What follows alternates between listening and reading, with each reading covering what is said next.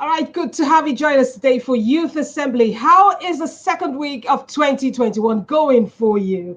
It is Tuesday already, and it is the 12th day of January 2021. So many people are celebrating. So many people have already achieved a great milestone in what they have set for 2021. But for some people, they are still yet to start. Where are you? Or wherever you are, you can start today.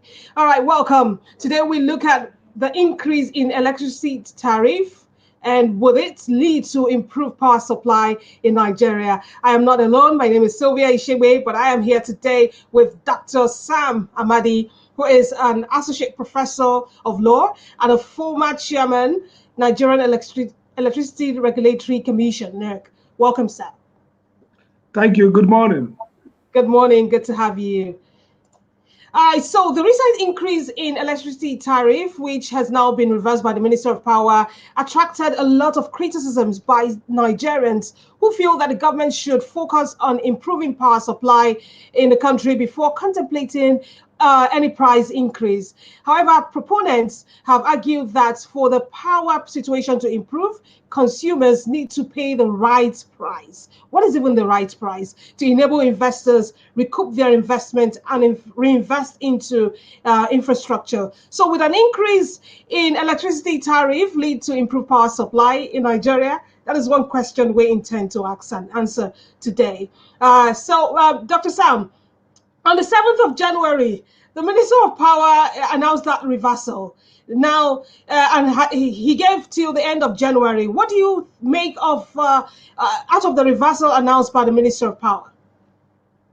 Well, I think, to be fair, it's what we call Monday morning quarterbacking. You know, if you watch baseball, the U.S. football, you score a goal on Sunday or Saturday, the Monday morning, somebody come to defend the goal. First is that I think it's totally wrong for ministers of power to be the ones announcing either tariff increase or even reduction or even delay of tariff, because the essence of the market is to have a regulator, and that regulator is NERC. And just like the central bank does all the financial market regulation, the Minister of Finance does not come and tell you today the interest rate proposed by the central bank, maybe central bank keeps all the rates the same, or increase inflation rate, or increase something, interest rate or whatever, and then the Minister of Finance comes and says no, it won't operate. That doesn't happen. So whatever the government wanted to say about that tariff should have gone through the regulator. It further destroys confidence in the market, because basically it tells investors all over the world that there's no regulator here. It's shameful, because what creates investment is not just pricing. That is not correct. It is stability, regulatory stability, so that even if the price is not good today, the investor knows that this regulator will do the right thing. He will, through consultation, through a rigorous process, determine how to make the investors good. So every time we bring knee-jerk political response, either from the parliament or from the ministers, we destroy the market. I'm not saying you should not delay the tariff or cancel it. If the tariff was done in error, you should go to the regulator, put pressure on the regulator to make sure that the tariff, the regulator now is the one who will go through a methodology to go back and say, look, this tariff shouldn't work at this point. That's how this thing works. So that's the first point. The second point I want to make, there are three critical aspects of issues around tariff. One, all over the world, increase in tariff, increase in prices of especially essentials, what we can call social services, power, water, telecom, and other things, are always going to be badly received by citizens. That's a given, especially where services are very poor, like our own electricity market. So you would expect customer pushback. But what that raises is that the regulator should be smart, effective, first to engage customers, prepare them first, receive feedback, outreach, so that by the time the tariff is due to come, the customers, the citizens have a sense of really what's going to happen and why. And it helps them to conserve their their conservatory behavior. So during the Christmas, you know that their bills will go up, so you spend less. So I think the political economy of it is totally mismanaged. Let's even assume that the increase is justified. The Okay. process is bad. The third issue then will not be, how do you keep increasing tariff in short time without some significant improvement in service? So what Exactly. people argue that, look, we know that we have inefficiency in the system, and significant improvement in quantity of power and in quality of power will take some time. It won't happen easy because the system is trapped in inefficiency. A lot of investment has to happen, a lot of policy work, regulatory work. But in the short to medium term, you could actually improve disco responsiveness to customers. You can actually improve transparency in the sector. You can actually improve on complaint management. And so consumers generally have not seen those customer-centric approach, in the sense that without Mm. too much investment, it can improve response time. It can improve complaint management. It can also improve monitoring of your network to ensure that when you say people get 3 hours, at least you give them 2 hours, 30 minutes So delivery. Yeah, go some ahead. of the approaches you mentioned now, would that help increase the supply of electricity? I mean, some Nigerians have been speaking out about this planned increase and why government should focus on increasing power supply first. And then when you increase the tariff, people will say, okay, it's justifiable. I can pay because I am seeing electricity. So, do you think this is the right approach to solve the problem of power supply in Nigeria? The government focusing on increasing power supply. That's the right way to go. But the question is a chicken and hen crisis. So those who are pro market will tell you that to improve supply in any significant and sustainable manner, you would need investments, and those investments require a guarantee of recovery. And what signals that guarantee for investors is pricing. Now, I take a different view. I don't think pricing, I think sometimes the tariff debate is exaggerated. Tariff is Mm. important. If you have a market where cost revenue don't equal, cost equals to revenue, then that market is lopsided, is unsustainable. So every market must be such that whether near now or in the later, every investor knows they could recover their cost plus allowable profit. Okay. So Okay. bottom line. But the question is, we think that with the state of this market right now, focus on tariff increase in a market that revenue is difficult to collect money. If you look at the discos, their books don't add up. Even if they increase this tariff 100%, 200, 500%, the chances of significant improvement in the revenue is low. Why? Because collection rate is low. They're not collecting much. Customers who are overbilled have a tendency not to pay. And Mhm. with our low level of data clarity, it's difficult to trap those who are not paying. Some of them leave their houses, change houses without a data set. So clearly, tariff is important, but we shouldn't over-focus on tariff. What should have happened is that you should have disco owners who can access funding at long term so that they can invest in the network. Access funding And from over, where? Where can they access that's funding the from? point. Now, good question. See, the strategy of this market is that the financing in the short term should come from tariff. And I'm saying it will not come because, one, your quantity is poor, your quality is poor, the collection rate is poor. So customers are going to steal power. You don't have good change management strategy. You don't have good technology Mhm. to manage it. So you won't get that money much. But the idea, this market is designed for 20 years investment. What that means is simple. If these discos are those who have the capacity to borrow, you borrow. Power is financed with about 70% borrowing and 30% your own money. You have to borrow. But why would they borrow you if they don't see? For example, until 2012, when I was as chairman of NERC, I did the first Mhm. audited account of the whole old NEPA, no audited account. So basically, as a company, these companies didn't even have the basic fundamentals of a corporate governance. So what that means, therefore, is that investors don't have confidence of recovery over time. Now, if you had investors who are strong, they borrow. And again, let me step back. Now, when when they are privatizing, the notion is to sell to private entities who will buy with their own money, 100% asset. then you finance with borrowed money. These guys borrowed all the money. So now they can't borrow anymore. They borrowed hot money, short tenure from Nigerian banks with high interest. So what that means is that they have no money. These are smart guys who came together, created some startup, borrowed money, use their asset to backstop it. Then what that means is that they need to pay those money. So they didn't have leeway to borrow money to improve the network that will help you generate more revenue by supplying more power.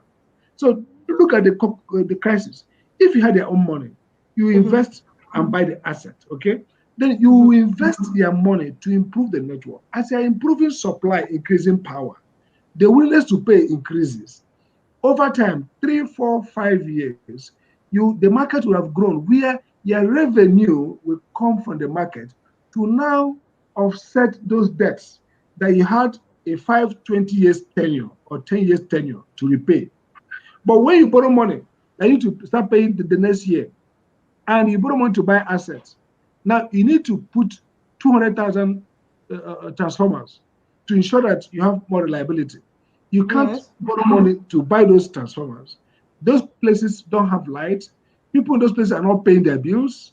You're not metering them. You have no some money. What that means, therefore, is that your financial viability depends on endless increase of tariff of those captive consumers that are paying. It's not sustainable. What is sustainable is that the buyers, government could have sold it free to them if they had proven funds to invest.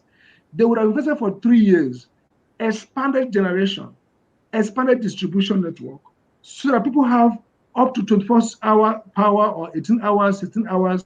Then people are paying. And don't forget that the more quantity you have, the less the unit price.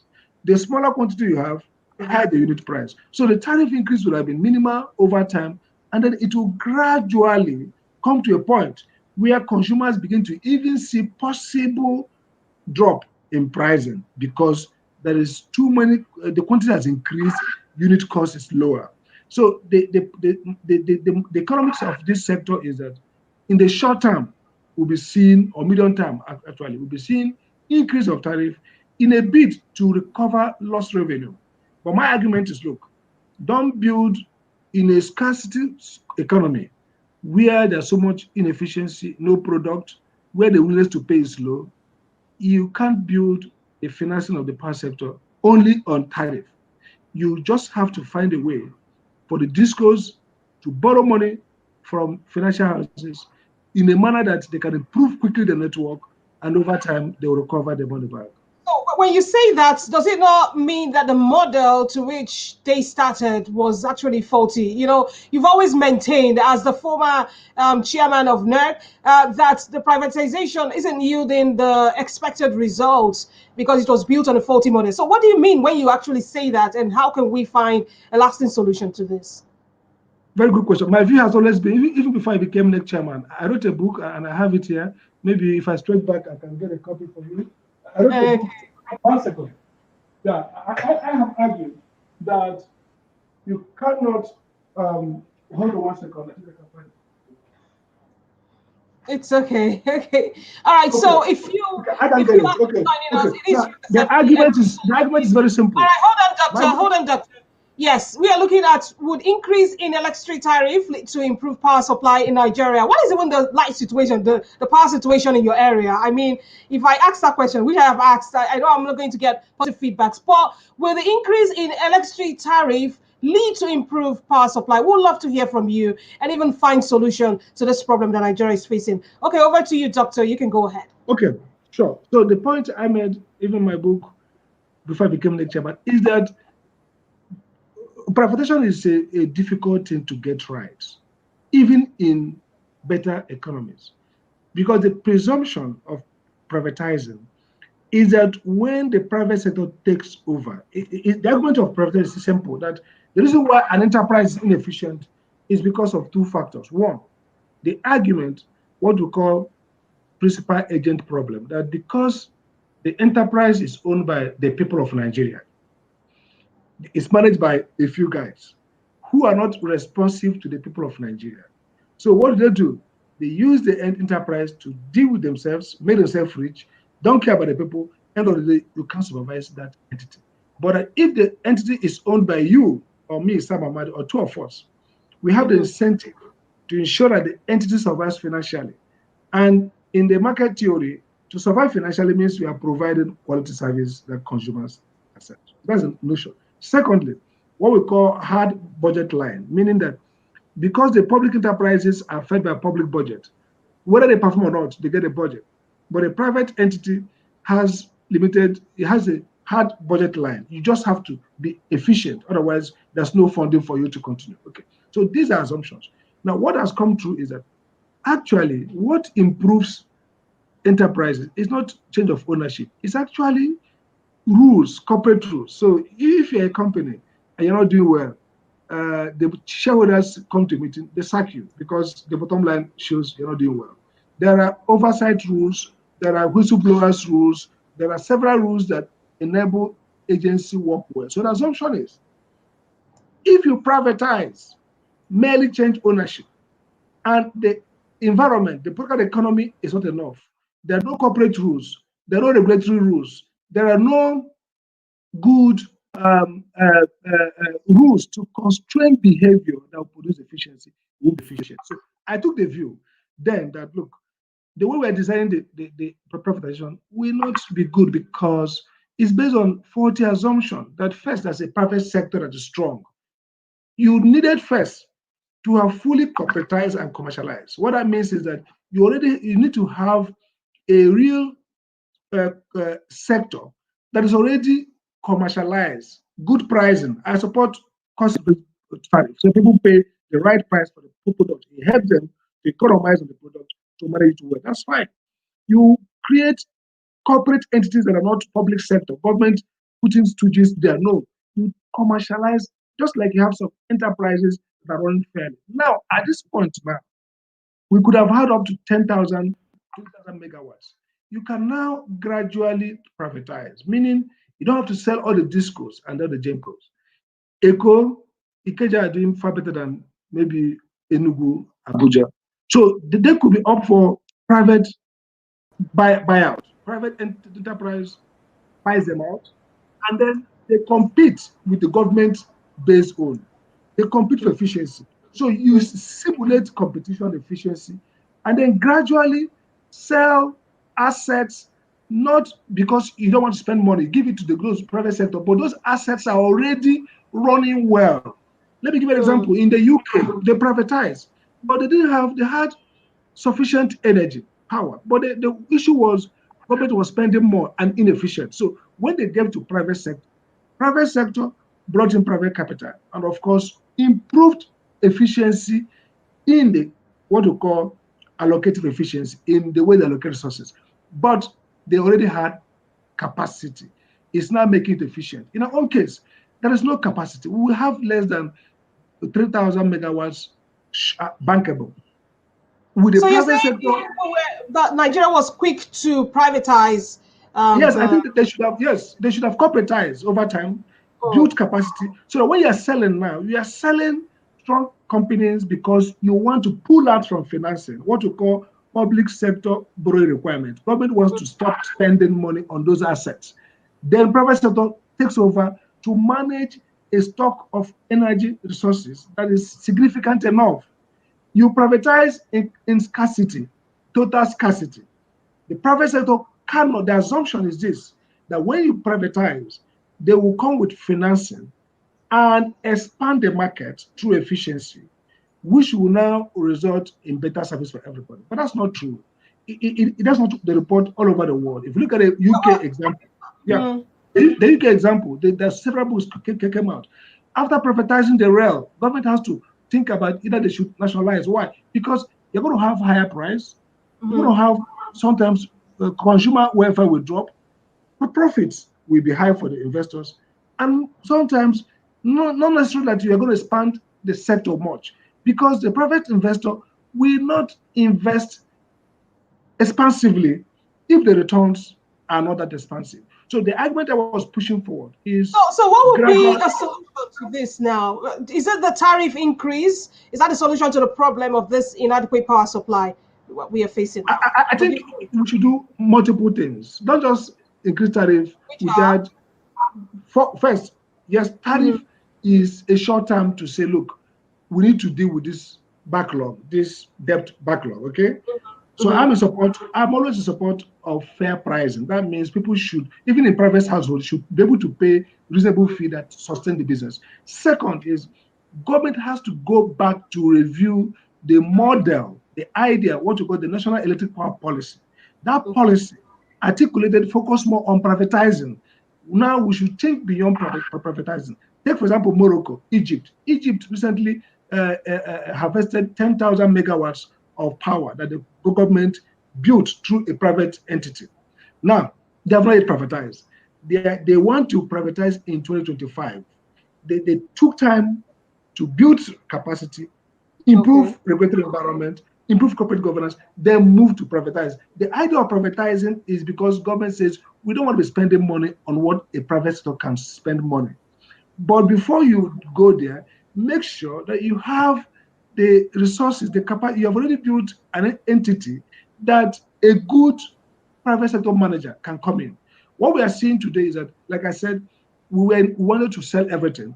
And so smart Nigerians came together, set up MOU, signed agreements, got some trigger partners who had no equity participation at all, and therefore no skin in the game, and got money from the banks. And then they started doing business that they didn't have enough knowledge and financial capacity to improve. So I think it was a faulty step. We can correct it. I'm not in support of taking it back from them. Disruption, no. Disruption is not good. I'm in support of creative way to solve, to cover up our error. One of them is first, NERC can now benchmark all these discos to a certain standard and gradually ease out those who can perform by diluting their ownership and bringing people who can.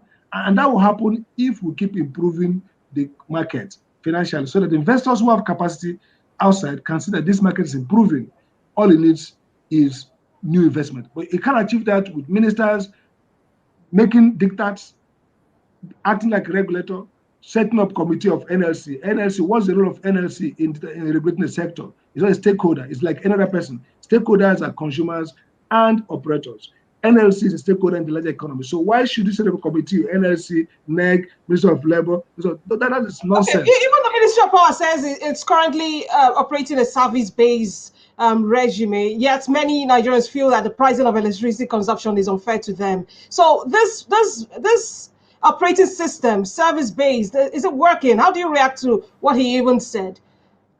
I think service-based is an idea that the regulator created to help deal with a difficult proposition, and that's very simple.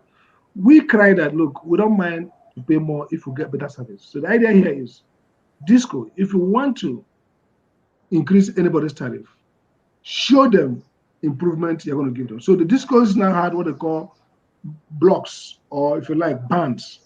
Band A, B, C, D, E. So some bands, they claim you're going to have 24-hour power or 20-hour power every day. Now, what that means is that the DISCO commits to providing those people minimum of 20 hours every day. Now, the question is monitoring. I hear from the NERC, my colleagues there, that NERC has some kind of a data platform, a war room, some kind of communication platform where they can monitor and get information. So the critical thing is for NERC to monitor to ensure, because those who are on those high bandwidths are paying more. So what we have today, because of scarcity and crisis, we now have a sector where there's high inequality. Inequality, that means some people who can pay more probably enjoy more power, and those who are not paying more enjoy less power. And that's dangerous. We're not building a national grid. We're going to end up, people are talking about island operation off grid, solar. So we can end up having an electricity sector where there are 200 kinds of consumers. Some consumers are getting more power because they pay more, or they're using solar, or that's not the way a nation grows. We should think in terms of a robust national grid, because every Nigerian has need and has right to adequate, reliable electricity, even if they're going to pay some. And then government, so in terms of economy, it's a bad idea to have too much disaggregated and high inequality, because inequality in power consumption mirrors back to inequality in income, inequality in livelihood, inequality in health outcomes. So it has domino effects that kind of can cause more poverty in the country. But the idea is to give people We have a solution to that. Somebody suggested a solution, and that is Mohammed Atari. Thank you for your comment. He said the federal government should take over the distribution of power to save the citizens from being overexploited. What do you make of his claim?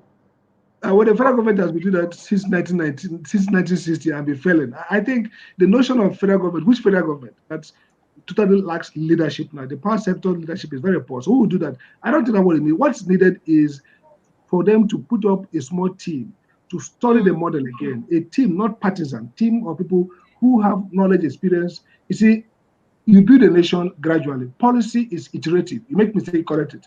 But now, looking back, I've seen where we didn't do well, or we should do better. So get people together, let them re-examine and begin to carry out this reform. It's not a case of federal government taking over and displacing people and giving the team back to their partisan. So far, government has not proved. That's the problem. Private sector is failing, but government has not proved any bit disciplined, organized, or even competent. So we are trapped. Private sector is failing us, but which government?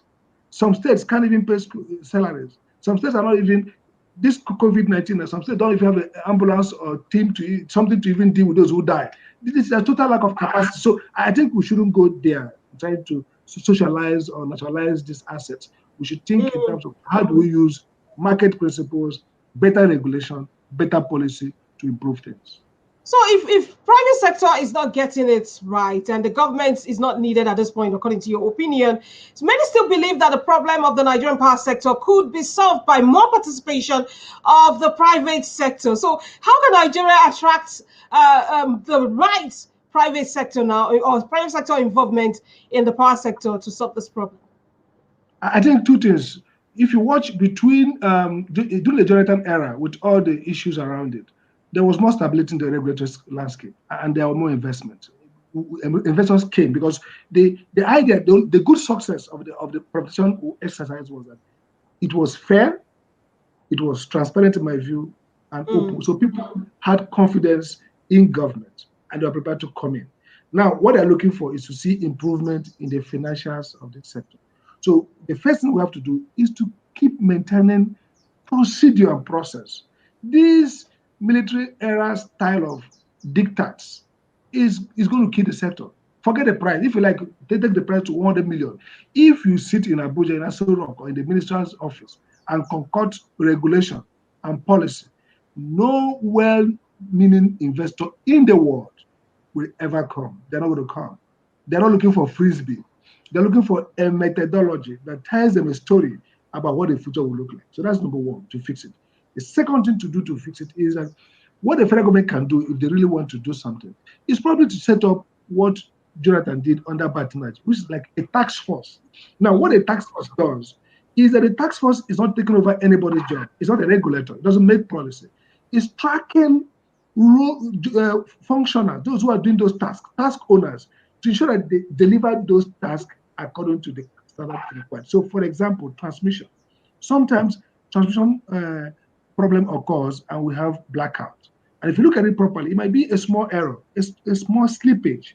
You need precision management in the short term so that everything that can be done now with low investment can be done efficiently. So that task force of professionals who have project management capability, their job is to sit on project and ensure that even if we're not building new power plants, even if we're not making new investments, let the process work optimally. You're going to have slight improvement from efficient management of existing assets in their condition now. That's very important. So a presidential task force should come back to be able to fill the gap. And the third thing is that the government has to look at the quality of persons who are the leadership of power institutions at this moment in time. Bringing people who are knowledgeable, who know the thing, surround them with people who have expertise, integrity, and are willing to say the truth. You will see that some of the policies we are driving at are inconsistent or misaligned. You can deal with that. Even the investors know when the sector is governed well. They understand when regulators and ministers are speaking from point of knowledge. So those are things that gives confidence. In this market, what we call animal spirit, the former Nobel laureate economist, the market's like animal, it's animal spirit. You had head instinct. If people feel that, look, these guys don't know what they're doing, it's like a pandemic. Everybody start running, people start moving. If they think that these guys know what they're doing, everybody start crowding in. They say, oh, this market is booming. The power sector in Nigeria is stable. Policy is stable. The procedure is stable. I did 3 tariff reviews when I was chairman. Okay. Each of them, I consulted well. NERC should come out and start speaking more. I told people they disagree with me. I went to Labour, I went to NLC, I sat with them, and I convinced them why we should change that. So you need leadership that communicates, that's able to convince people. Because it's always the top of the agenda for a lot of for governments coming in or new administration. Improve power supply, always top of the agenda. But it seems like it is the same story, you know. And now you've mentioned leadership. How can Nigeria get it right now, even as from the present leadership and successive ones to come, as we conclude? I think yes, thank you. I think the idea of leadership is not politics. Sometimes political parties game the system. They use power. Like the government here, when they came in, I mean, I was in some debate with them. They use power to game. They say, oh, these guys are politicians. We're going to remove them. They didn't do that. 2 years when I left NERC, there was no chairman. They couldn't even put up a team. I was horrified. I have to write to the president. I say, my tenure ends tomorrow. The act says there must be a regulator. It took 2 years for a chairman to emerge. They said sector was in comatose during that period, not properly regulated. Let's depoliticize power. When I talk about leadership, I don't mean politics. Don't come to win election and say, we're going to fix power. Forget about fixing power. Win the election. Sit down and develop. Let's do like the Chinese and the Taiwanese, the East Asian people. Let's focus more on technocratic power, expertise. Let's focus more on what to be done. Don't win election on power. Don't tell us nobody should vote for anybody on the basis that they're going to fix power. They will not. Let the people who are going to be in power now take out politics and develop a plan. If those who are there before you come are doing well, don't remove them because they are appointed by PDP or APC. Continuity of good plan, stop bad policies, and let's move them. Look at the China. Look at who have got it right. Policy requires consistency, improvement as you go along, not disruptions. No, don't just go. For example, Cap Me was a policy we used for metering, which was superior to what they're doing now. It simply allows consumers to buy their own meter, finance it within a structure that the installer and the disco and the customer has the same kind of commitment, and they deliver. Government should have improved that plan. They disrupted it and brought this one that is far inferior to that. And the disco said, look, that former plan was better. So we should be very reluctant to disrupt policies because we won election. We should be clear-minded, look at every evidence. If a policy is not working, we look at how to tweak it. You don't build a power institution. Power does not require disruption because power is a structured market. It's not a market, you just come with your brainwave and say, look, let's scrape these things and start that. No. You have to build over time. You have to sustain the improvement. You have to cleverly avoid the errors. Interesting. Thank you so much, Dr. Sam Amadi.